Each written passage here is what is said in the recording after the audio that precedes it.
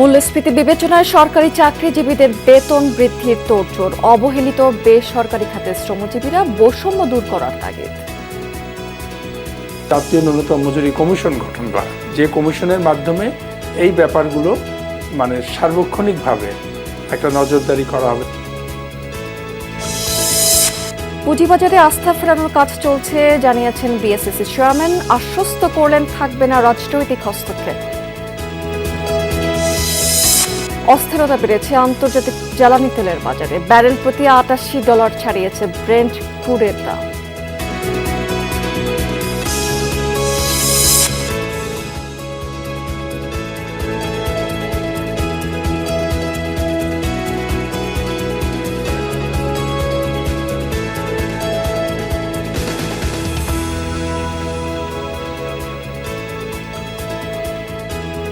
আমন্ত্রণ বিজনেস স্টুডিওতে এতক্ষণ শিরোনাম দেখছিলেন, এবার চলে যাচ্ছি পুরো খবর এবং পুরো সময় জুড়ে আপনাদের সাথে থাকছে আমি রাবেয়া স্তুতি। সরকারি চাকরিজীবীদের বেতন বৃদ্ধিতে শুরু হয়েছে দৌড়ঝাঁপ। সরকারের অন্তর্মহলে চলছে চুলচেরা বিশ্লেষণ। তবে বেসরকারি চাকরিজীবীদের ঠিক কি হবে? প্রাতিষ্ঠানিক এবং অপ্রাতিষ্ঠানিক খাতের কোটি কোটি মানুষের বেতন নির্ধারণ এবং সমন্বয়ের দিকে নেই কোনো নজর। ফলে মূল্যস্ফীতির সঙ্গে যুদ্ধ করে বিপুল সংখ্যক জনগোষ্ঠীর বেঁচে থাকাই এখন বেশ চ্যালেঞ্জের। বিশ্লেষকরা বলছেন যে টেকসই উৎপাদন ব্যবস্থা প্রতিষ্ঠার জন্য ব্যক্তি খাতের কর্মীদের যথাসময়ে বেতন ভাতা বৃদ্ধি করা খুবই জরুরি। রিমন রহমানের রিপোর্ট। প্রতি মুহূর্তে আছে অঙ্গ হারানোর ঝুঁকি, কিন্তু সবকিছু তুচ্ছ ভেবেই বেঁচে থাকার জন্য কর্মে মনোযোগ। সকাল থেকে সন্ধ্যা পর্যন্ত এমন কর্মস্থলে শ্রম বিক্রি করেন এক একজন শ্রমিক। ঝুঁকি বিবেচনায় কি মেলে পারিশ্রমিক? জীবনের মায়া তুচ্ছ করে হাড় ভাঙা খাটুনির পরও দেয়া হয় না প্রাপ্য। চলনা সংসার পূরণ হয় না ন্যূনতম চাহিদা। একটু বাড়া দিলে, একটু সোনজরে তাকাইলে বউ বাচ্চা লয়ে চলতে পারি, কিস্তিতে উঠে চলতে হয়। বড় করে কিস্তি একটা শেষ করতে পারি না, আরেকটা লওয়া লাগে। চলা যায় না যে আমি 12-13 হাজার টাকায় আমি হয় না কিছু। এই কর্মে নিয়োজিত এক একজন শ্রমিক দিনভিত্তিক মজুরি পাচ্ছেন 400 থেকে 600 টাকা। অথচ সমিল শিল্পে কর্মরত মিস্ত্রি বা অপারেটরের দিনভিত্তিক ন্যূনতম মজুরি নির্ধারণ হয়েছে 1075 টাকা। 2021 সালে গেজেট করে এই বেতন নির্ধারণ করে নিম্নতম মজুরি বোর্ড। প্রাতিষ্ঠানিক খাতের মধ্যে টেকসই ও সুশৃঙ্খল খাত তৈরি পোশাক শিল্প। এই খাতই নিশ্চিত করেছে বিপুল সংখ্যক মানুষের কর্মসংস্থান। কিন্তু বেতন এবং সুবিধা দেয়া নিয়ে আছে নানা অভিযোগ।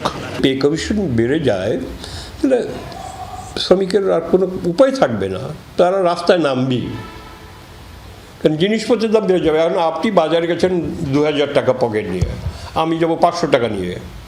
তাহলে এই যে বৈষম্য, একটা ন্যাশনাল মিনিমাম ওয়েজ কমিশন করা দরকার এবং তার একটা ন্যাশনাল স্ট্যান্ডার্ড তৈরি করা দরকার।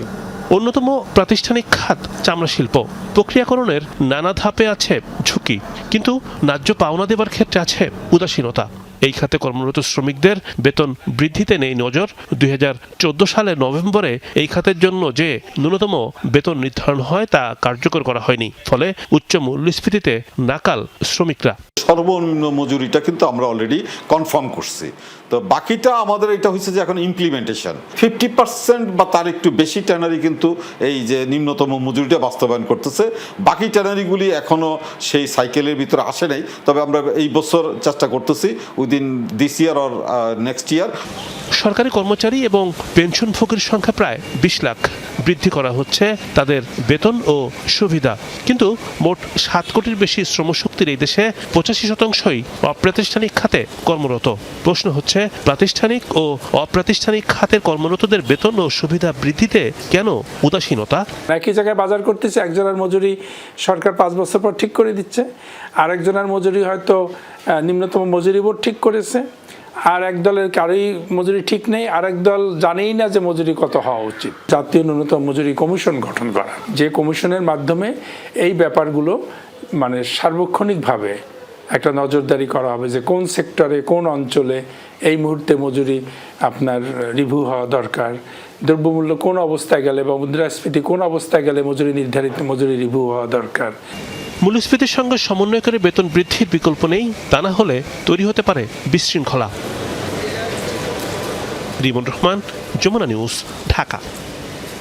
পুঁজিবাজারে আস্থা ফিরিয়ে আনা সরকারের সর্বোচ্চ অগ্রাধিকার, এতে রাজনৈতিক হস্তক্ষেপ থাকবে না, এমন মন্তব্য করেছেন বিএসইসি চেয়ারম্যান মাসুদ খান। তিনি আরও বলেছেন, পুঁজিবাজারে ঝুঁকি থাকলেও এর হাল ধরতে হবে।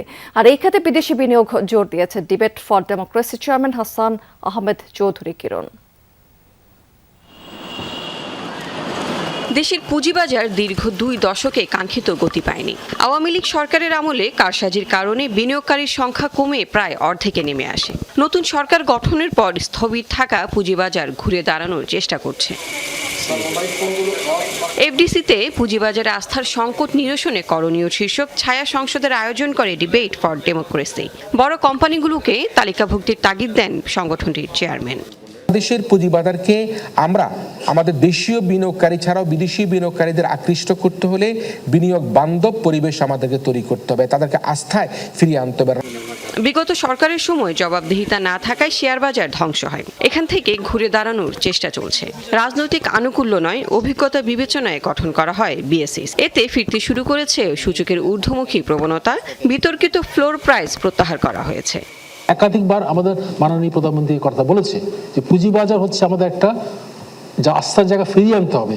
আগে যা সুশাসন ছিল না, আমাদের ফিরিয়ে আনতে হবে।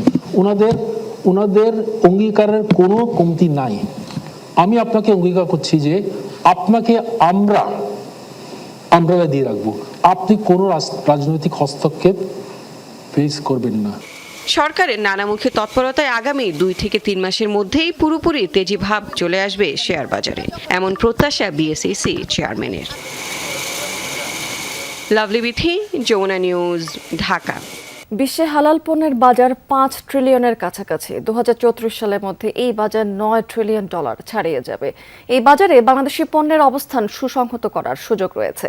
হালাল পণ্যের রফতানি বাজার ধরার জন্য প্রয়োজনীয় নীতি সহায়তার দাবি জানিয়েছেন উদ্যোক্তারা। সকালে Bangladesh chamber of industry BCI আয়োজিত কর্মশালায় এই দাবি জানিয়েছেন তারা।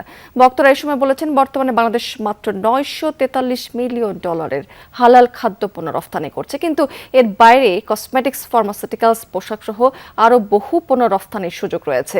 উদ্যোক্তারা বলছেন যে আন্তর্জাতিকভাবে গ্রহণযোগ্য সার্টিফিকেশন অথরিটি ছাড়া বৈশ্বিক বাজারে সুবিধা পাওয়া যাবে না। BSTI এবং ইসলামিক ফাউন্ডেশনের পাশাপাশি গ্রহণযোগ্য সার্টিফিকেশন অথরিটি তৈরির উদ্যোগ নেওয়ার পরামর্শ দিয়েছেন শিল্প উদ্যোক্তারা।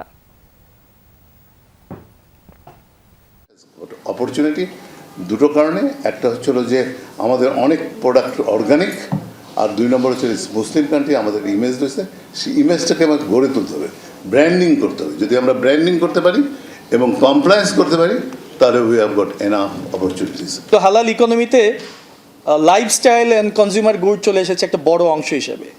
এখানে কসমেটিক্স, ফার্মাসিউটিক্যালস এবং ফ্যাশন এগুলি চলে এসেছে। ট্যুরিজম অ্যান্ড হসপিটালিটি হালাল একটা বড় সেক্টর হিসেবে চিহ্নিত হয়েছে। চট্টগ্রাম বন্দরের NCT, CCT সহ অন্যান্য স্থাপনা বিদেশি প্রতিষ্ঠানকে ইজারা দেওয়ার সিদ্ধান্তের প্রতিবাদে প্রতীকী গণ অনশন পালন করছে বন্দর রক্ষা কমিটি।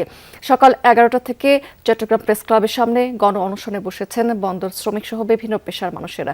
বক্তারা বলেছেন যে যদি ইজারা দেওয়ার প্রক্রিয়া থেকে সরকার সরে না আসে, তবে হরতাল, অবরোধ এবং বন্দর অচল করে দেওয়ার মতো কঠোর কর্মসূচির দিকে যাবেন তারা। জানিয়েছেন, সর্বশেষ অর্থ বছরে সর্বোচ্চ আয়ের রেকর্ড করেছে বন্দর, তবে কার স্বার্থে ইজারার কথা ভাবছে সরকার, এমন প্রশ্ন রেখেছেন তারা। বিকেল 4টা পর্যন্ত চলবে এই প্রতীকী গণ অনশন। আমরা আন্দোলন সংগ্রাম করেছি এবং মামলা করে প্রমাণ করেছি সেটা ভুয়া কোম্পানি। একটি মাত্র বন্দর, চট্টগ্রাম বন্দর। এই বন্দর যদি বিদেশে চলে যায়, আমাদের অর্থনৈতিক এবং নিরাপত্তা ঝুঁকিতে পড়বো আমরা।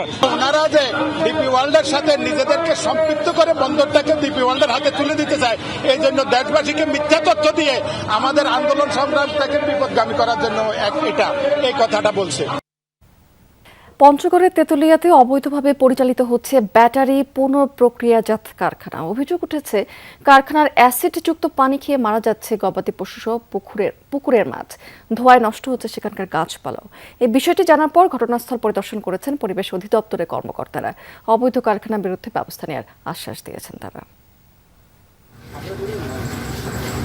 পরিবেশের তোয়াক্কা না করেই খোলা স্থানে গড়ে উঠেছে অবৈধ ব্যাটারি কারখানা। সীসা, অ্যাসিড সহ বিভিন্ন রাসায়নিকের কারণে নষ্ট হচ্ছে প্রাকৃতিক ভারসাম্য, বাড়ছে জনস্বাস্থ্যের ঝুঁকি। এই চিত্র পঞ্চগড় তেতুলিয়ার দেবুপাড়া গ্রামের। স্থানীয়দের অভিযোগ, কয়েক মাস ধরে পুরনো ব্যাটারি নতুন করে প্রক্রিয়াজাতের কাজ চলছে কারখানাটিতে। এর ফলে বিভিন্ন রাসায়নিক আশপাশের জমি ও পানিতে ছড়িয়ে পড়ায় দূষণ বাড়ছে, ধোঁয়ায় নষ্ট হচ্ছে গাছপালা। এই সময়ের মধ্যে বেশ কয়েকটি গৃহপালিত পশুর মৃত্যু হয়েছে বলে অভিযোগ স্থানীয়দের। পুরানা ব্যাটারি আনে এখানে ধলাই করে এখানে ওই পানির পুকুরের মধ্যে পানি ফেলায়, ধুলা ময়লা, তারপরে ট্যাঙ্কির পানি থাকে অল্প, ওই পানিটা ছাড়ে দেয়, ওই পানি উছলে এখানে চতুর্দিকে ছাড়ে, ময়লা টয়লা ছাড়ে। আমার চাচার 3টা গরু মারা গেছে, আমার বরাবর একটা মারা গেছে, একটা অসুস্থ। বাসিন্দাদের দাবি, ব্যাটারি কারখানার সাথে সম্পৃক্ততা রয়েছে ইউনিয়ন ছাত্রদল সভাপতি সুমন রেজা সহ স্থানীয় কয়েকজনের। তবে বিষয়টি অস্বীকার করেছেন সুমন রেজা। কোম্পানির লোকে বলছে, আমরা কি এগুলো জানি? আমাদের এলাকার লোক এগুলো কি জানে বলেন? আমাদের লোক এলাকার এইসব কি করে কিভাবে, এটা আমরা এখনো জানি না।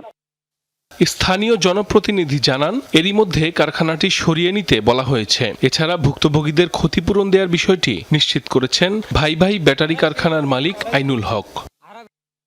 সালিশ করে চেয়ারম্যান মেম্বার সহকারে সালিশ করবে করে জরিমানা দিয়ে ওনারা থাকতে দিলে না, তবে আপনারা চলে যান, ভাঙিয়ে টেঙে নিয়ে চলে যান। সবাইকে গরুটা দাম দিয়ে চলছে, এলাকার লোকের দাবি থাকতে পারবেন না। ছাড়পত্রবিহীন এসব কারখানার বিরুদ্ধে ব্যবস্থা নেওয়ার আশ্বাস দিয়েছে পরিবেশ অধিদপ্তর। এনফোর্সমেন্ট উইং আছে, এখানে ড্যামেজ অ্যাসেসমেন্ট করে তারা ক্ষতিপূরণ ধার্য করার ক্ষমতা আছে, আমরা সেইটার জন্য আমরা পাঠাই দিব। যেখানে সেখানে পরিবেশ আইন না মেনে অবৈধ কারখানা বন্ধে প্রশাসনের কঠোর হস্তক্ষেপ চান গ্রামবাসী। সাইফ আহমেদ, যমুনা নিউজ। বর্জ্য মানেই শুধু দুর্গন্ধ আর পরিবেশ দূষণ, এমন ধারণা বদলে দিচ্ছে মেহেরপুরের গাগনী পৌরসভা। এখন শহরের প্রতিদিনের ময়লা আবর্জনা থেকেই তৈরি হচ্ছে পরিবেশ বান্ধব ভার্মি কম্পোস্ট জৈব সার। এতে একদিকে পরিচ্ছন্ন থাকছে শহর, অন্যদিকে কৃষক পাচ্ছেন নিরাপদ সার। শহরের বিভিন্ন স্থান থেকে প্রতিদিন প্রায় 3 টন বর্জ্য সংগ্রহ করে চৌগাছার কঠিন ও পয়ঃবর্জ্য ব্যবস্থাপনা প্ল্যান্টে নেওয়া হচ্ছে। সেখানে প্লাস্টিক ও অন্যান্য পচনশীল বর্জ্য আলাদা করে জৈব বর্জ্য প্রক্রিয়াজাত করে তৈরি হচ্ছে ভার্মি কম্পোস্ট সার। পরিবেশ রক্ষার পাশাপাশি কৃষিতে নিরাপদ ও বিষমুক্ত উৎপাদনে এই উদ্যোগ কৃষকদের মাঝে সাড়া ফেলেছে। এটা আমরা একটা প্রশিক্ষণ নিলাম, নিয়ে সেই ময়লা আবর্জনাগুলাই আমরা এখানে আয়না এটা বাছাই করি। মনে করেন যে পাথর, তারপরে পলিথিন থাকে, এগুলো বাছাই করে যে অরিজিনাল যে মানগুলো পচনশীল যেগুলো, সেগুলো আমরা বাছাই করে একটা বক্স আছে, বক্সে রাখি। বাজারে যত পচা আবর্জনা আসে, সেগুলো মানে সবজি, ওগুলো আনার পরে আমরা সার উৎপন্ন করছি। স্থানীয়ভাবে জৈব সারের প্রতি আগ্রহ বাড়ছে চাষিদের। রাসায়নিক সারের তুলনায় দাম কম, এতে উৎপাদন খরচ কমার পাশাপাশি মাটির উর্বরতা শক্তি বৃদ্ধি পাচ্ছে। আমার পাটের জমিতে দিয়েছি, মোটামুটি রেজাল্ট ভালো। অন্য আমরা রাসায়নিক সার দিই, সে সারে ধরেন অল্প দিনে অ্যাকশনটা নষ্ট হয়ে যায়। ওটাতে কাজ হয় কিন্তু অ্যাকশনটা ধরে রাখতে পারে না। জৈব সারে অ্যাকশনটা এই সারটাতে ধরে রাখে। আমার এখানে 2 বিঘি ঝালের ভুঁই আছে, আমি এই ঝালের ভুঁয়ে আমি রাসায়নিক সার দিয়েছি। দেওয়ার পরে আমার ওই সারে কোনো কাজ করিনি, আমি জৈব সার দিয়েছি। জৈব সারে আমার খুব ঝাল গাছ খুব সুন্দর হয়েছে। কৃষি কর্মকর্তা বলছেন, পরিবেশ বান্ধব ইন্টিগ্রেটেড ওয়েস্ট ম্যানেজমেন্ট পদ্ধতিতে প্রতি মাসে 400 কেজি জৈব সার তৈরি হচ্ছে, বিক্রি হচ্ছে 20 টাকা কেজি দরে। মূলত গাংনী পৌরসভা তাদের পৌরসভার বিভিন্ন ওয়ার্ড থেকে জৈব সার সংগ্রহ করে তাদের একটি স্টেশন এখানে নিয়ে আসছেন। তো মূলত এখানে জৈব সার তারা পচনশীল দ্রব্য থেকে উৎপাদন করছেন এবং অপচনশীল দ্রব্যগুলো তারা শর্টিং আউট করছেন। তো আমরা এটি সরজমিনে পরিদর্শন করেছি। এখান থেকে বর্তমানে তারা 400 টনের মতো জৈব সার উৎপাদনের সক্ষমতা অর্জন করেছেন। ভবিষ্যতে উৎপাদন আরও বাড়ানোর পরিকল্পনা করছে পৌরসভা। জৈব বর্জ্য সঠিকভাবে প্রক্রিয়াজাত হচ্ছে কিনা তা তদারকি করা হচ্ছে। এতে শহর পরিষ্কার পরিচ্ছন্ন থাকার পাশাপাশি কৃষকেরাও উপকৃত হচ্ছেন। আমাদের এই সারের জৈব গুণাগুণ সব কিছুই ঠিক আছে। আমাদের যে পরিমাণ থাকার কথা সেটা অক্ষুণ্ণ রয়েছে এবং এখানে কোনো হেভি মেটাল নেই, যার কারণে এটা পরবর্তীতে আমরা সেই রিপোর্টের ভিত্তিতে বাজারে সেল করা শুরু করেছি। প্রাথমিক পর্যায়ে আমরা 20 টাকা কেজি দরে বিক্রি করছি। কৃষকরা ব্যবহার করে তারা ভালো ফলাফল পেয়েছে এবং তারা এটা নিতে খুবই আগ্রহী। 30টি পৌরসভার পানি সরবরাহ স্যানিটেশন প্রকল্পের আওতায় গাংনী পৌরসভায় কঠিন ও পয়ঃবর্জ্য ব্যবস্থাপনা প্ল্যান্টটি স্থাপন করা হয়। কাশফিয়া রুহি, যমুনা নিউজ। দর্শক, এবার জানিয়ে দেবো আপনাদেরকে সাপ্তাহিক পুঁজিবাজারের খবরাখবর। গেল সপ্তাহে ঊর্ধ্বমুখী প্রবণতা ছিল পুঁজিবাজারে। ডিএসসি প্রধান সূচকের সাথে সেখানে বেড়েছে অধিকাংশ প্রতিষ্ঠানের শেয়ারের দর, এছাড়াও সপ্তাহের ব্যবধানে বেড়েছে সার্বিক লেনদেনের পরিমাণ। একই ধরনের গতিধারা কিন্তু আমরা দেখতে পেয়েছি সিএসএর ইন্ডেক্সও। প্রথমে ডিএসসির খবরাখবর এক নজরে আপনাদেরকে একটু জানিয়ে দিতে চাই আমরা দেশের প্রধান পুঁজিবাজার ঢাকা স্টক এক্সচেঞ্জের সাধারণ মূল্য সূচক প্রায় 96 পয়েন্টের মতো বেড়ে দাঁড়িয়েছে 5900 পয়েন্টে। বেড়েছে অন্য দুটি সূচক, ডিএসসিএস সূচক 17 এবং ডিএসসি 30 সূচক যেটি সেটা কিন্তু 49 পয়েন্টের মতো বেড়েছে। গেল সপ্তাহে সার্বিক লেনদেন হয়েছে 7374 কোটি টাকার শেয়ার। এর আগে সপ্তাহে লেনদেন হয়েছিল 6919 কোটি টাকার শেয়ার।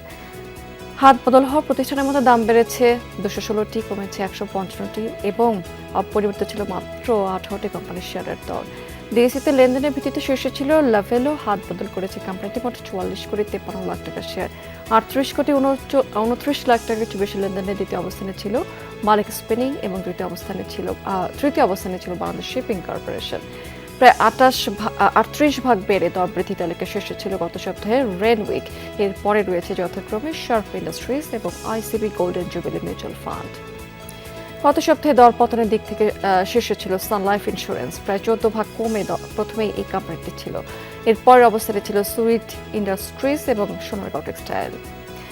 একই সাথে চট্টগ্রাম স্টক এক্সচেঞ্জের খবর আপনাদেরকে জানিয়ে দিতে চাই। সিএসসিতে মূল সূচক যেটা সিএসপিআই সেটা কিন্তু 2% মতো বেড়ে দাঁড়িয়েছে 15,814 পয়েন্টে। বেড়েছে অন্য দুটি সূচক সিএসসি এক্স এবং সিএসসি 30 সূচক। লেনদেন হওয়া 339টি প্রতিষ্ঠানের মধ্যে দাম বেড়েছে 199টি, কমেছে 118টি এবং অপরিবর্তিত ছিল মাত্র 22টি কোম্পানির শেয়ারের দর।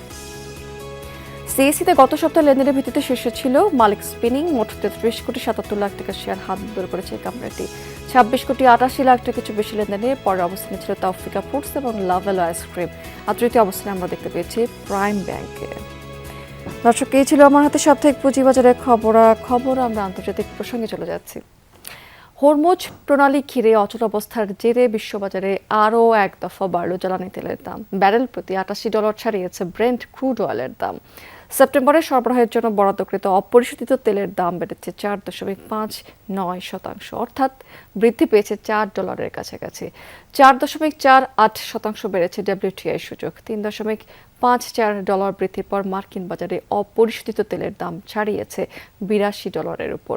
যুক্তরাষ্ট্রের শেয়ার বাজারেও দেখা গেছে মন্দাভাব। উভয় সূচকই এক সপ্তাহে প্রায় 16% মতো বেড়েছে জ্বালানি তেলের দাম। বৃদ্ধি পেয়েছে গ্যাসোলিন সহ অন্যান্য জ্বালানির দামও। আন্তর্জাতিক আরও একটি প্রসঙ্গ, যুক্তরাষ্ট্র ইরান সংঘাতের জেরে হরমুজ প্রণালী দিয়ে জাহাজ চলাচল ক্রমাগত হ্রাস পাচ্ছে। গেল 3 সপ্তাহের মধ্যে বৃহস্পতিবার সবচেয়ে কম সংখ্যক জাহাজ অতিক্রম করেছে এই প্রণালী দিয়ে।